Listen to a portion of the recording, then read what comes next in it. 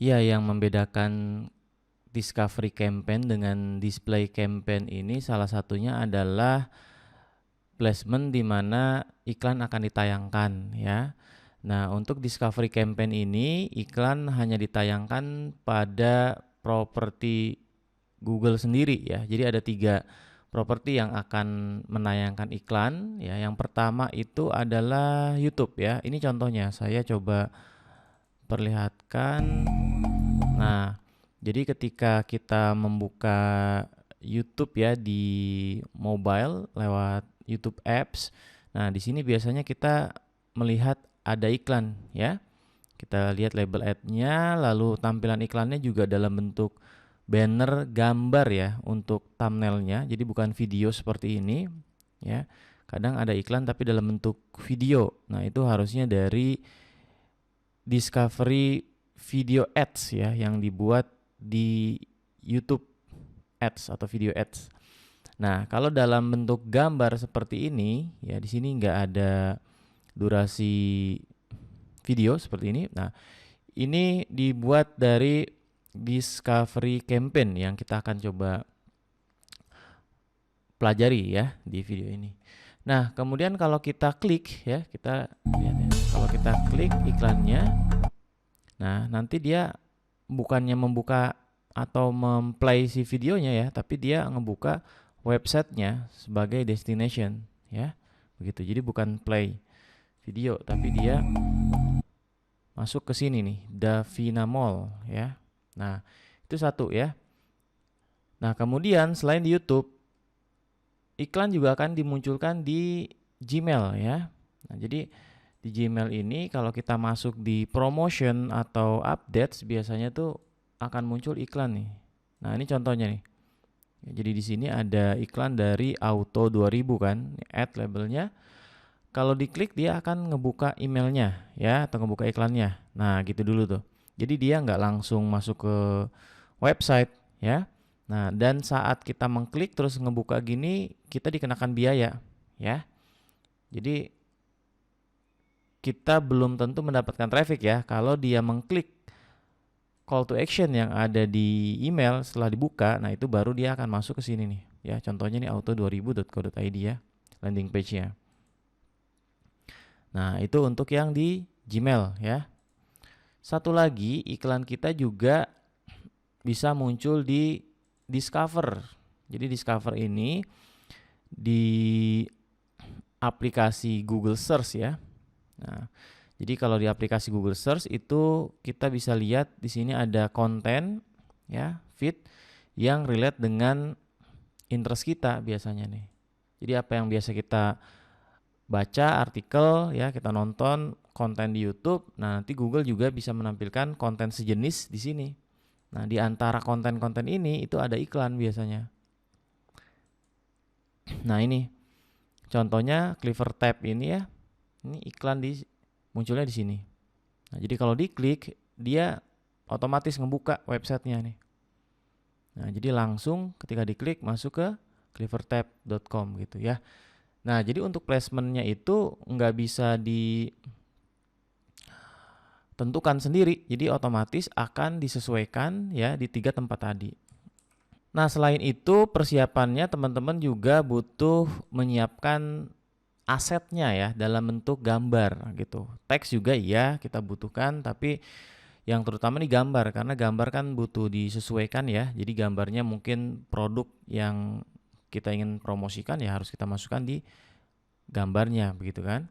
Nah, ada 3 tipe yang harus kita siapkan ya, landscape, potret sama square gitu. Jadi kalau landscape ini saya ambil yang ukuran kecilnya aja, yang minimalnya ya, jadi lebih mudah desainnya kan.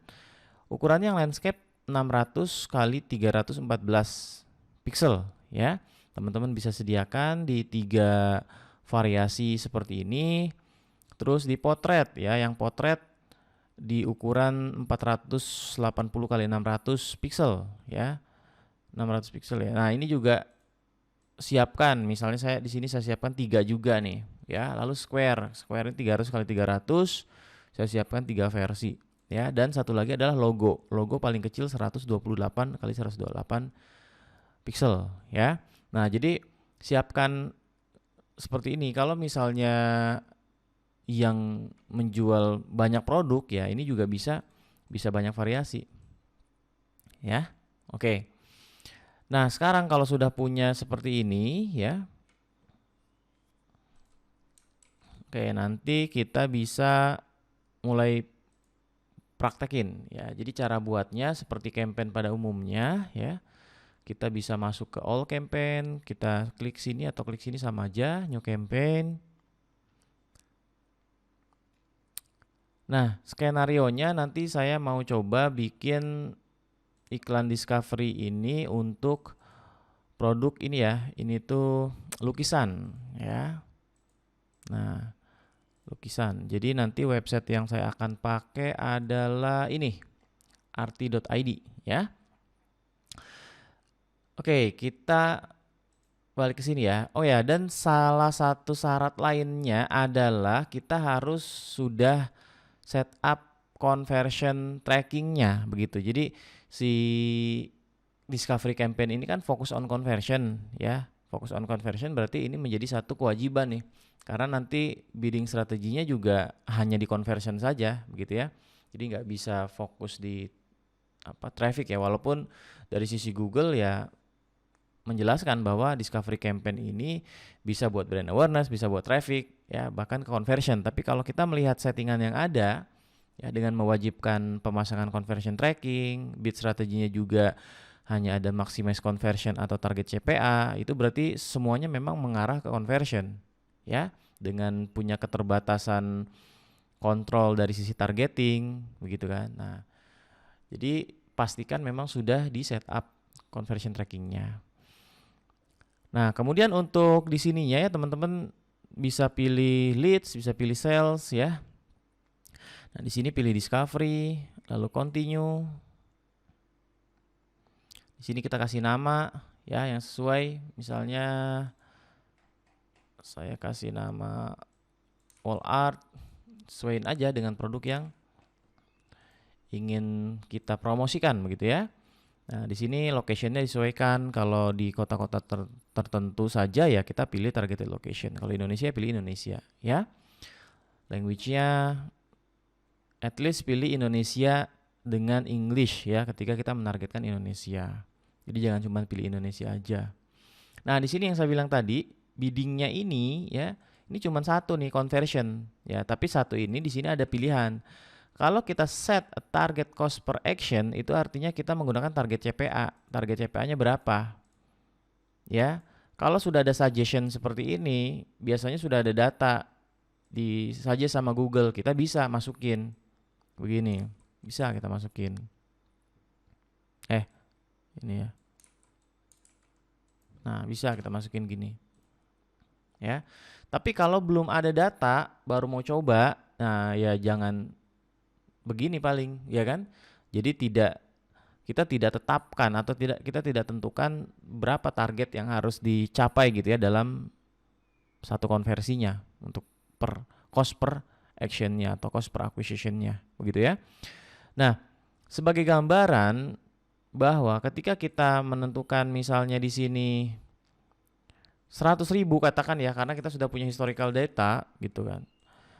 Nah, ini akan terpengaruh juga sebenarnya, mempengaruhi juga sebenarnya besarnya budget yang kita harus tetapkan kalau kita ingin mengikuti best practice ya yang disarankan oleh Google ya agar mesin dari discovery campaign ini bisa bekerja dengan optimal ya. Jadi at least berikan budget 20 kali lipat ya daripada target CPA ini begitu. Jadi kalau misalnya 10 ya, 10 enggak 20 sih. 10 aja cukup ya. Minimal. Nah, kalau misalnya ini target CPA-nya 20.000 begitu kan. Kalau pada produk-produk yang biasa kan umumnya paling kisaran 20.000 ya yang namanya target CPA. Nah, kalau misalnya target CPA-nya 20.000, 10 kali lipatnya itu kan berarti 200.000 gitu. Nah, kayak gitu ya. Kalau belum ada ya nggak apa-apa, estimasi aja berapa budget yang bisa kita spend, lalu ini jangan centang ya. Nah, conversion ini kita menentukan conversion action mana yang ingin dioptimasi begitu ya. Jadi kita bisa pilih ujung funnelnya aja. Di sini sukses misalnya, thank you page ya. Saya pilih di sini sukses gitu ya. Kemudian kita lihat lagi di sini additional settingnya, ada add schedule ya. Ini seperti biasa, seperti yang ada di campaign jenis lainnya ya. Teman-teman bisa tentukan apakah iklan ini akan ditayangkan setiap hari ataukah weekend, weekday ya, atau hari-hari tertentu, atau ingin setiap harinya misalnya dibedakan jamnya. Itu silahkan ditentukan sendiri ya. Kalau ada data sebelumnya yang menunjukkan bahwa jam-jam tertentu bagus, ya boleh ikutin data itu ya. Tapi kalau misalnya belum ada, mungkin bisa dibiarkan defaultnya aja all days ya. Kemudian start and end date ini kalau buat campaign yang memang khusus untuk promosi yang sudah ditentukan tanggalnya sudah jelas ya, kita bisa tentukan end date-nya. Kalau enggak ya biarkan pada pilihan none ya. Nah, dan kapanpun teman-teman bisa membuat kampanyenya menjadi pause gitu ya. Jadi nggak usah khawatir gitu dengan tidak menentukan kapan kampanye ini berakhir ya.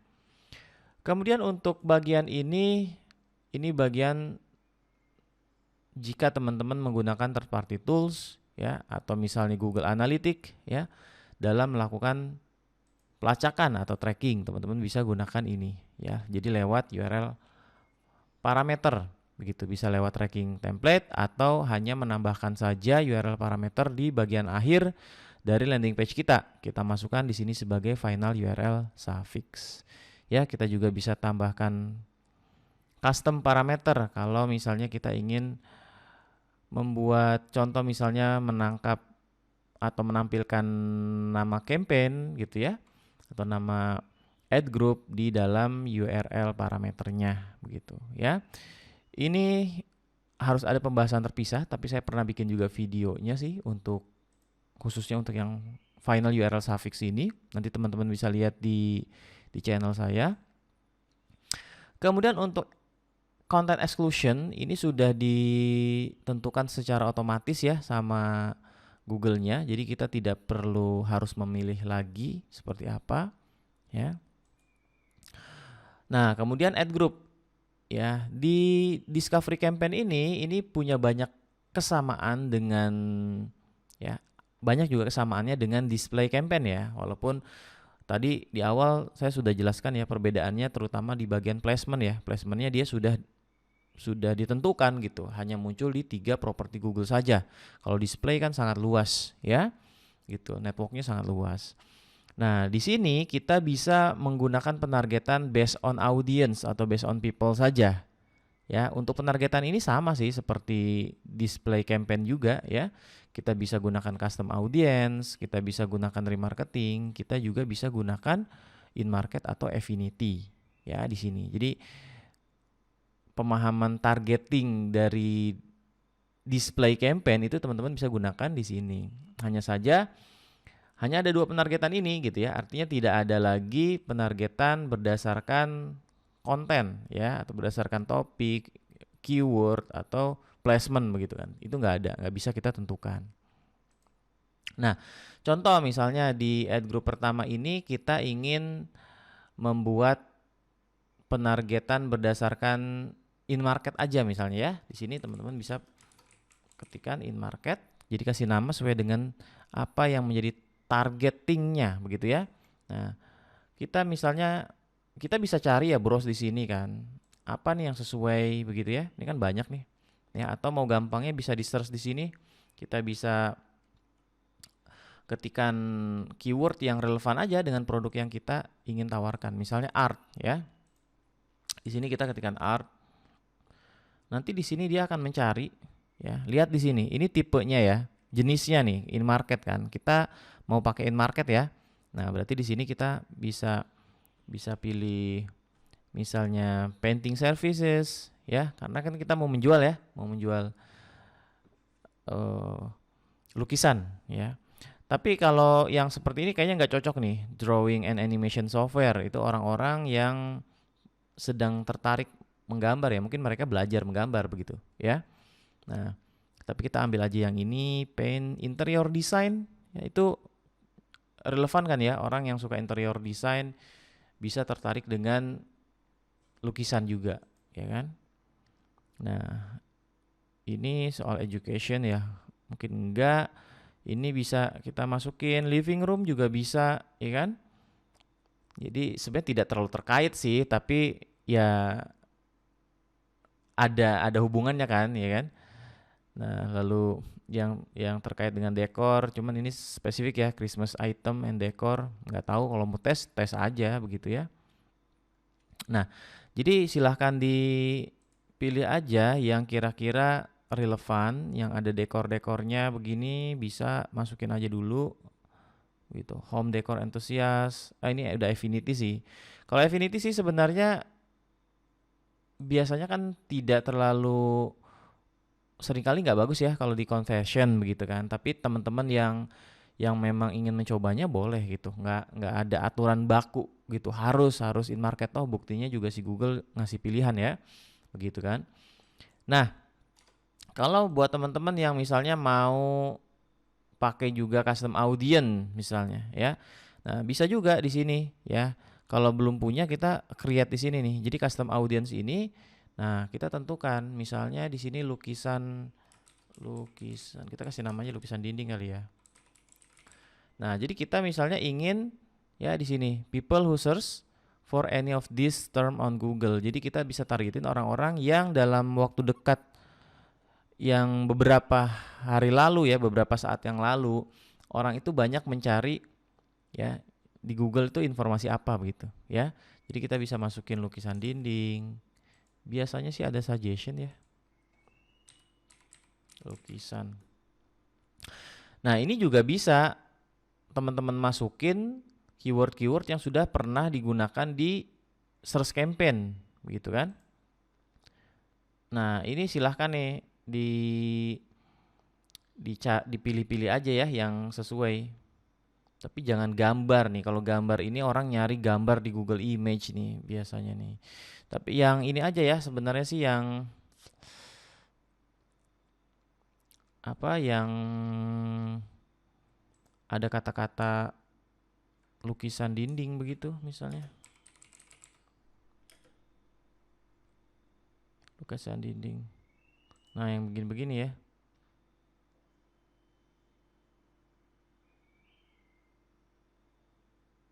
Lukisannya. Tapi nggak tahu juga nih, ini mural ini ya, saya juga nggak terlalu paham. Ada juga lukisan dinding yang dindingnya dilukis gitu, ya kan? Nah, jadi harus coba dipelajari aja apa kira-kira yang cocok nih. Kalau kita cek di Google lukisan dinding, sebenarnya yang gini-gini nih bisa juga nih kita masukin kan.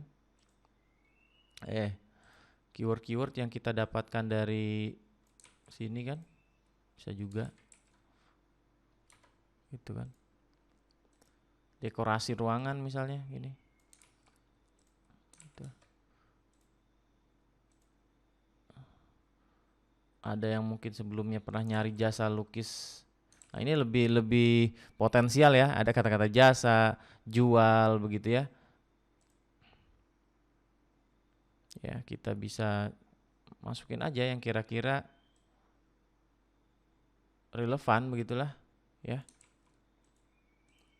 Oke, nanti teman-teman silakan explore untuk keywordnya begitu ya.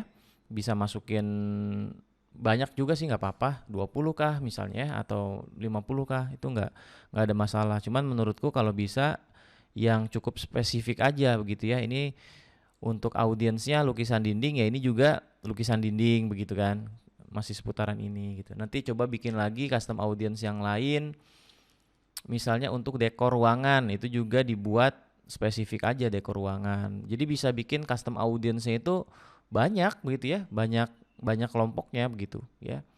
Nah, sehingga kita nantinya lebih mudah, lebih bisa membedakan nih dari custom audience yang kita buat itu mana yang bagus, mana yang jeleknya kan, jadi lebih ketahuan ya kan.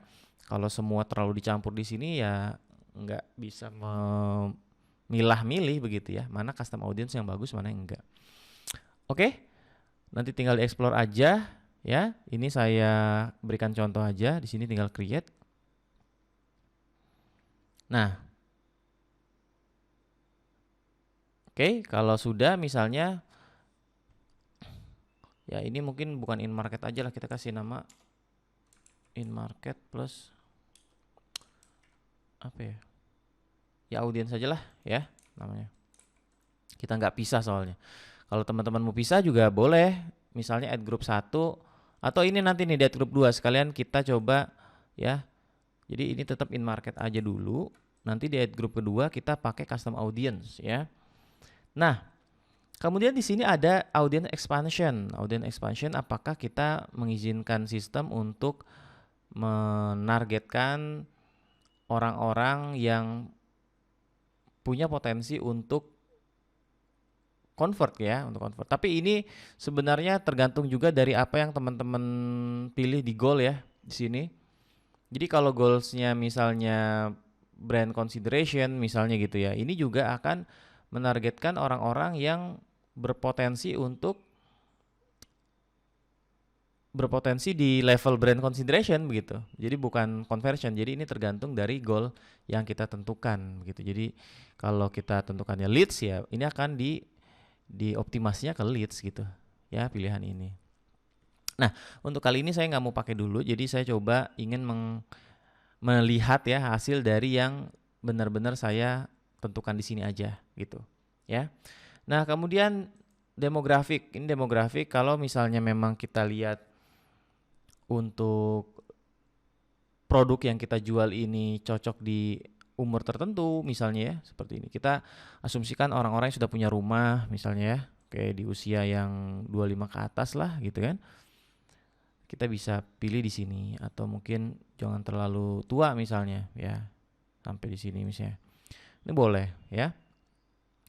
Oke, jadi disesuaikan saja. Lalu sekarang kita masuk ke bagian iklan nih. Jadi di iklannya di sini ada dua pilihan ya. Ada discovery ad yang biasa, ini yang responsif sebutannya ya. Kalau yang ini cross sell begitu ya. Jadi cross sell ini bisa terdiri dari beberapa card, jadi bisa digeser ya, bisa di swipe gitu ya. Nah, kalau yang ini ya single image lah ya, tapi dia punya kita bisa masukin banyak aset.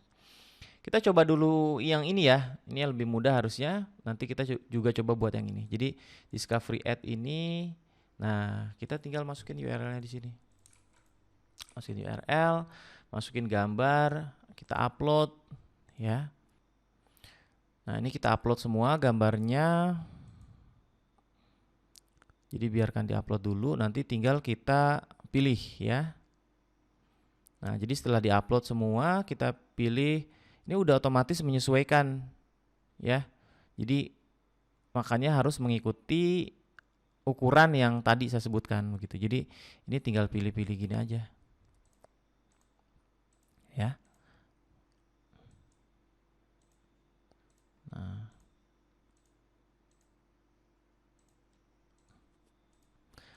Nah, kalau misalnya ini sudah, kita pilih semua seperti ini, kita bisa lihat di sini your asset ya. Kita bisa sampai 20 ya, cuman saya masukin 9, di sini juga bisa lebih dari 1 untuk logonya.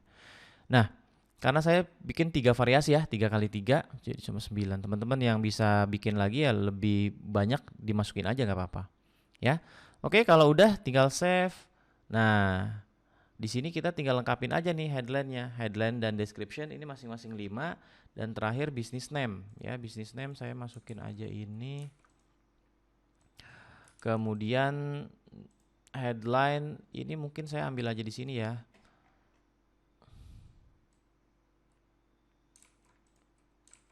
Ini maksimalkan aja sampai 5. Teman-teman sesuaikan. Saya copy dari sini aja nih.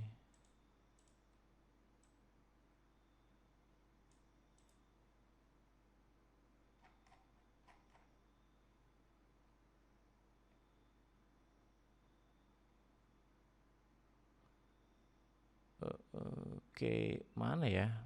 Enak ini.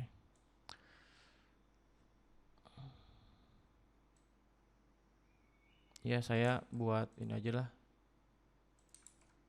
Apa sih namanya?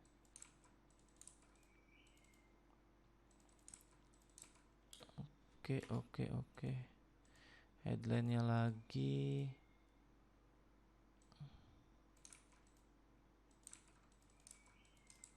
Oke, satu lagi.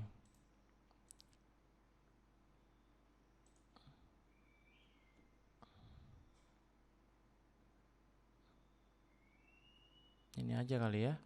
Beli lukisan dinding minimalis. Oke. Lalu description-nya ya, description-nya juga bikin 5 ya. Kita ambil lagi aja dari sini. Tapi kalau copy gini tetap dibaca dulu dan jangan sama persis, ya kan? Dan jangan sampai nyebut brand orang lain begitu. Cuman kalau mau ambil idenya boleh, biar cepet ya, ambil aja.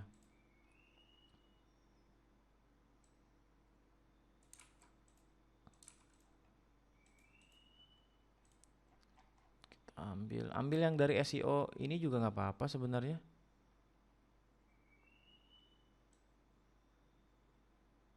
Begini juga nggak apa-apa.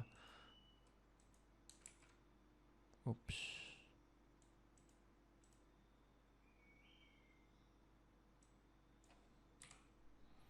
Dan kalau bisa dimaksimalkan aja ya, jangan sisakan sisa karakter yang terlalu banyak begitu.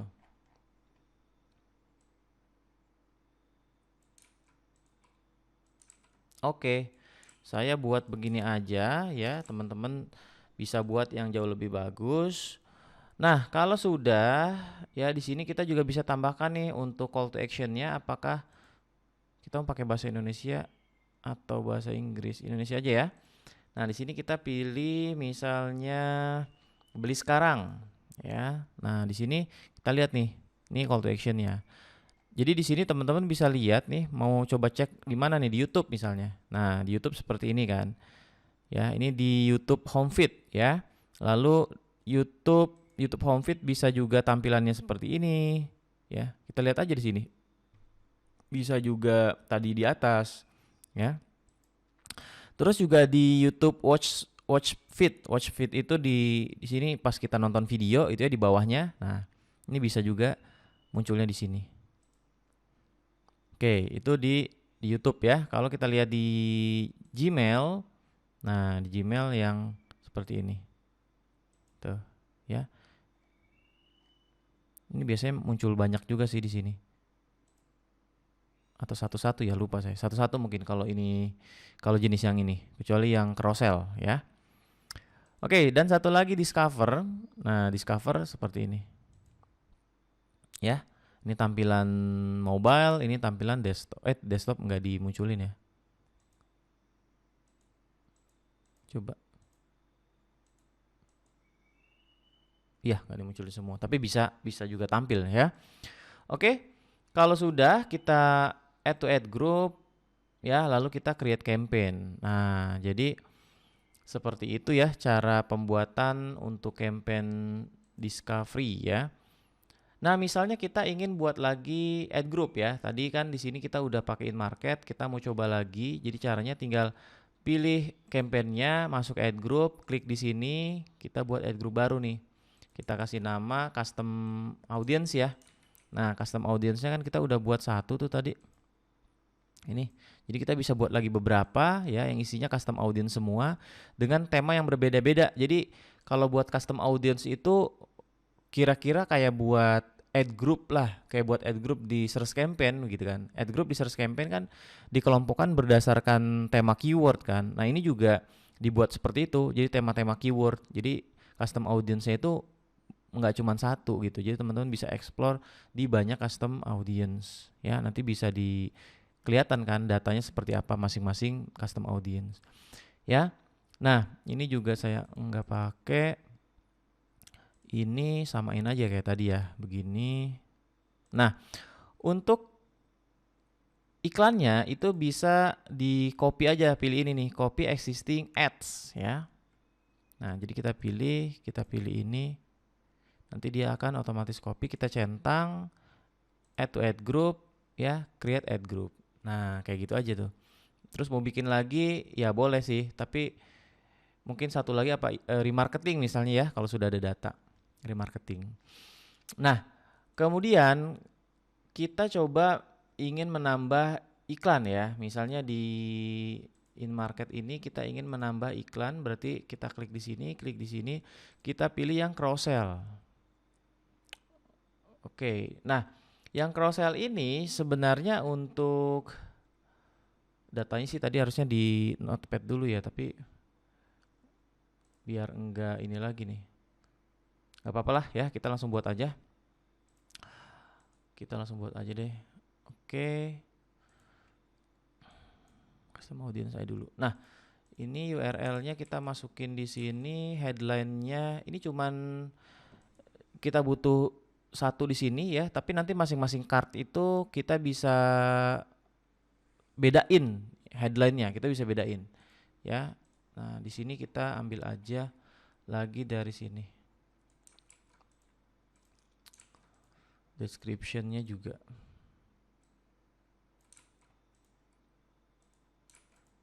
Ininya juga. Oke. Nah, ini kan cuman gini aja nih ya. Tinggal kita masukkan di sini gambarnya.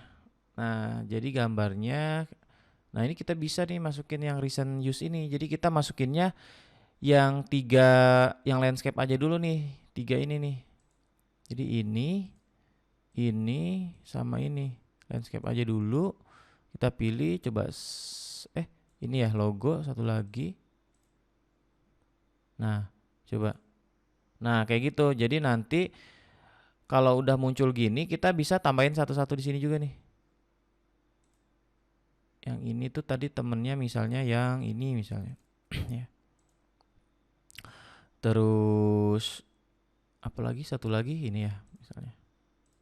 Nah, save kan. Nah, jadi ada 3 di sini ya. Nah, ini headline-nya bisa disesuaikan. Mungkin dari jenis apanya ya. Jenis lukisannya mungkin gitu ya. Nah, cuman saya nggak ngerti juga, jadi saya masukin asal aja. Bahkan final URL juga bisa berbeda-beda setiap card. Ini disebutnya card. Ya, jadi bisa buat 10 maksimalnya cardnya ya. Nah, jadi ini bisa dibedain, call to action juga bisa dibedain begitu ya. Nah, kali ini saya buat simple aja ya. Nggak usah dibedain. Nah, ini juga sama, kita tambahkan ini, kita tambahkan ini.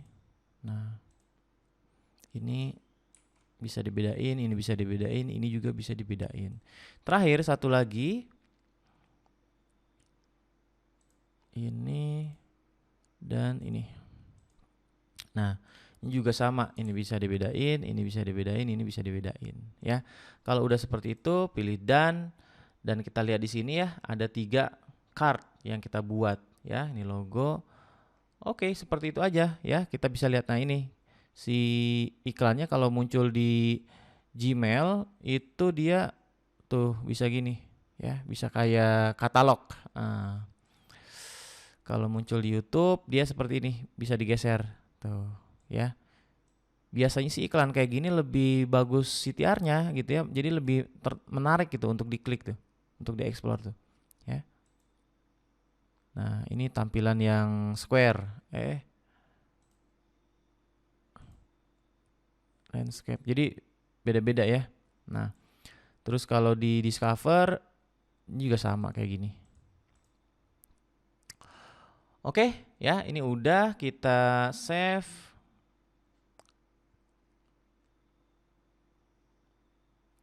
Nah, jadi tadi kita sudah buat yang di sini ya, ada 2 ya.